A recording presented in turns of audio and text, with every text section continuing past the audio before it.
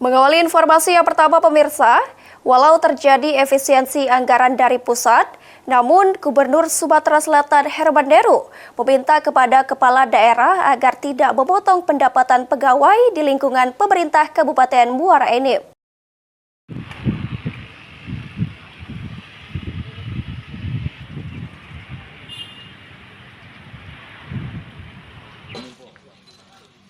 Anggaran pendapatan belanja daerah atau APBD di Kabupaten Muara Enim yang sebelumnya sebesar 3,4 triliun.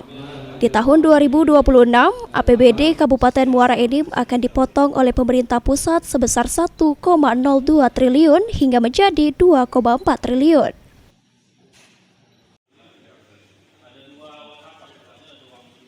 Pemotongan tersebut memaksa pemerintah Kabupaten Muara Enim akan melakukan efisiensi anggaran hingga berimbas pada pembatasan pengeluaran terkait program dan pembangunan pemerintah Kabupaten Muara Enim. Meski pemerintah Kabupaten Muara Enim sudah melakukan skema terkait efisien anggaran, namun dari beberapa bidang realisasi pembangunan dan program masyarakat harus dipangkas.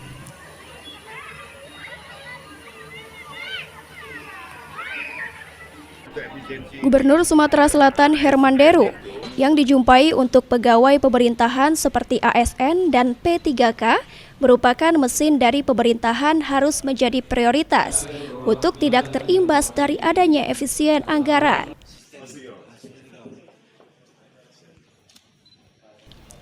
Sehingga untuk menunjang kinerja para pegawai pemerintahan ASN dan P3K, pemerintah Kabupaten Muara Enim diminta tidak memotong pendapatan dari pegawai pemerintahan, agar pegawai bisa tetap bekerja maksimal tanpa memikirkan kesejahteraan keluarganya.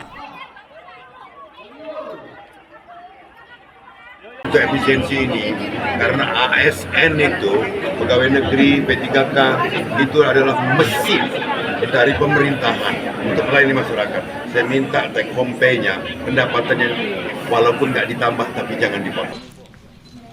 Pemerintah Kabupaten Muara Enim sendiri rencananya akan memotong anggaran pembangunan dan program pemerintah, namun akan dilanjutkan pembangunan dan menjalankan program kesejahteraan masyarakat pada anggaran di tahun depan.